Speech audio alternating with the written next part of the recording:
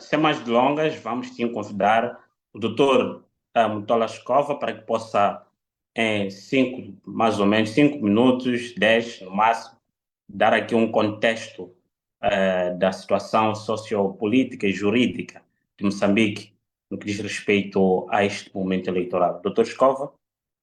Muito obrigado. Boa tarde a todos os presentes. Vou ser muito sucinto.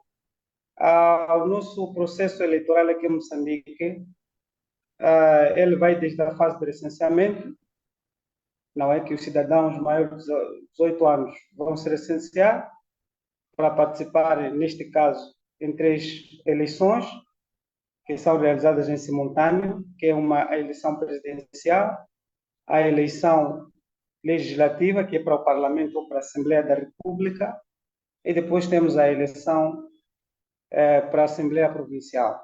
Ou seja, temos três mesas, não é?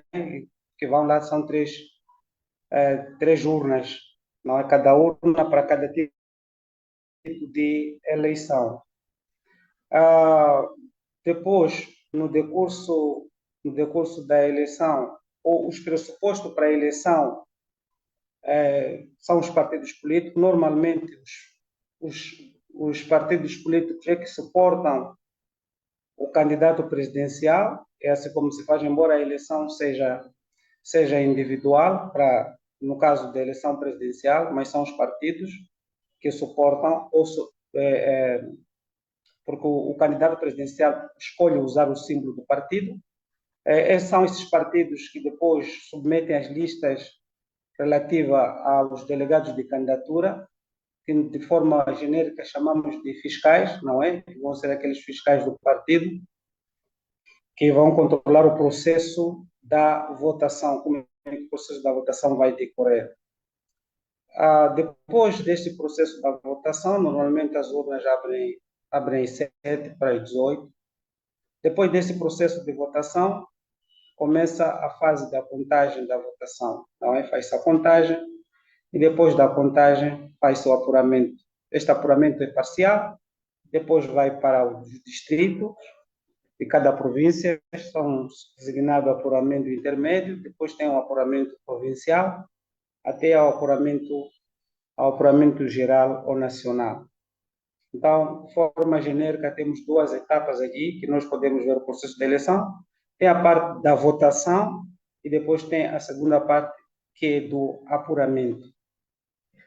Em termos de contencioso, o contencioso também incide sobre 2 partes, que é a parte da eleição, da votação, como é que a votação em si ocorreu, não é? Se os delegados de candidatura dos partidos políticos e também simultaneamente são delegados do candidato presidencial foram permitidos a participar, foram credenciados, se essa eleição, os boletins corresponderam efetivamente à posição de cada candidato ou de cada partido, se nessas eleições houve ou não troca de cadernos eleitorais, esses são atos relativamente ao processo de votação. Então, quando há contencioso, pode haver contencioso sobre esta parte, não é? O enchimento de urnas, isto tem a ver com o processo de votação. Depois tem a fase de apuramento, que é uma espécie de processamento da votação, não é? Então, esta fase de apuramento também pode ser objeto de contencioso. Por quê? Porque pode suceder que durante o apuramento ele tenha sido feito em clara violação ou ofensa à Constituição, à lei eleitoral e aos princípios gerais de direito eleitoral. O que sucedeu aqui em Moçambique é que depois as irregularidades começaram a ocorrer logo na fase da credenciação dos candidatos, dos delegados de candidatura, desculpa. Os delegados de candidatura, por exemplo, o mandatário do Podemos aqui a nível nacional, quando foi à CNI levantar as credenciações, ao sair foi raptado, arrancaram toda a credenciação, participamos da polícia, também requeremos a segunda via que nos facultassem a credenciação na sequência deste rapto, que o mandatário do Podemos teria sido que teria sido imposto ou sujeito a esse cálculo, a Comissão Nacional de Eleições, mesmo assim, com evidências, recusou-se a passar a segunda via, o que também influenciou que durante este processo pudesse ter todos os delegados de candidatura. Esta é uma irregularidade, é só para dar a entender que na fase da eleição ou na fase pré-votação ocorreram essas irregularidades. Tivemos situações como enchimento de urnas, não é? Também tivemos situações como de viciação de cadernos eleitorais, entre outros. O Podemos, face a essa situação, interpôs um recurso junto do Conselho Constitucional. Interpôs reclamações, mais de 8 reclamações também junto do Conselho Constitucional, porque também ocorreram votações no Zimbábue de cidadãos que nem sequer são nacionais. Então, nós também impugnamos, interpusemos um outro recurso. Dito de forma resumida, existem 2 recursos que estão a ocorrer no Conselho Constitucional. Um recurso tem a ver com a eleição, que ocorreu a nível nacional. Outro recurso tem a ver com a eleição que ocorreu no Zimbábue. Porque foram os zimbabueanos que foram votar como se moçambicanos tratassem. Mais de 200 mil zimbabueanos votaram no Zimbábue. Então, nós impugnamos todas essas irregularidades relativas à votação. Simultaneamente, fomos impugnar as irregularidades relativas ao apuramento. O que aconteceu depois da votação? Esta é outra impugnação que a gente fez, mas é no mesmo recurso, claro. O que aconteceu? É que quando começa o apuramento, alguns delegados do Podemos não são permitidos a participar do apuramento parcial. Noutros casos, não são feitos apuramentos parciais com atas e editais falsos. Noutros casos, fizeram-se apuramentos sem lhes serem entregues atas e editais, e outros nem sequer foram fixados na escola conforme manda a lei, até chegar à fase do apuramento nacional. Bom, o facto esse que foi reconhecido pelo presidente da Comissão Nacional de Eleições, a dizer que houve muita irregularidade e, lamentavelmente, nada podia fazer porque havia irregularidade. Sobre essas situações, nós também impugnamos.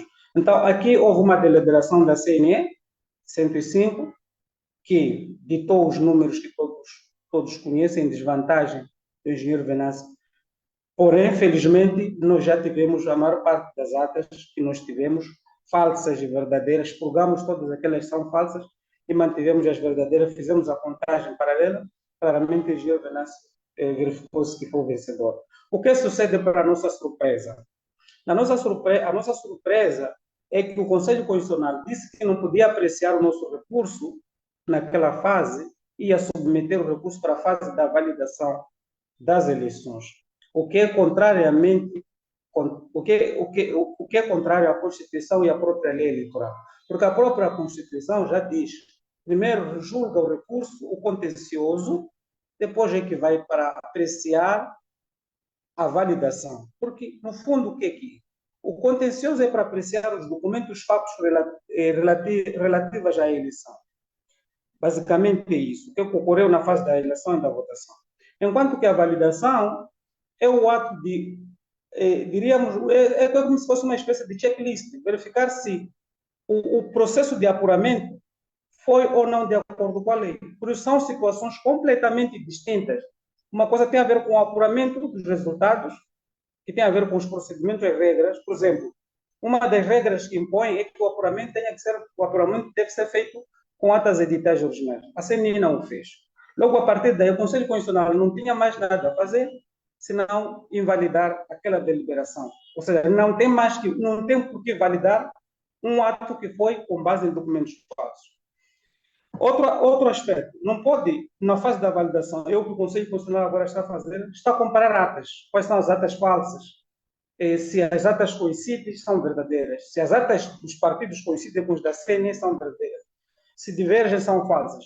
Isto nem sequer devia se fazer na fase da validação, porque o ato da validação não é este. O ato da validação, como estou a dizer, é olhar para questões de validade, de legalidade procedimental. Não é? Então, o que está a acontecer agora é que o Conselho Constitucional já violou a Constituição, já pontapeou a Constituição. Nós tivemos uma reunião com o Conselho Constitucional, fomos explicar o que era a verdade eleitoral, que não consistia isso, porque a verdade eleitoral para nós tem 2 dimensões. Tem a dimensão operativa e tem a dimensão jurídica. A dimensão operativa é aquela mesmo de fazer a contagem dos votos, fazer coincidir o número dos votos na urna com o número que consta do edital e das atas. Verificar se o número dos votantes coincide com o número dos inscritos. Não é? Isso é a parte operativa da verdade eleitoral. Mas a parte é a parte jurídica da verdade, que é a parte jurisdicional, porque a competência do Conselho Constitucional é uma competência meramente jurisdicional, quer dizer, o direito aos factos controvertidos.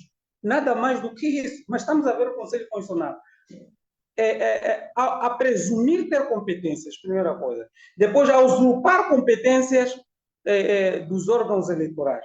Mesmo nos casos em que está a usurpar competências, o Conselho Constitucional não se comporta como se fosse o autor das competências. Porque o Conselho Constitucional está a ir para o apuramento parcial em que está a confrontar atas.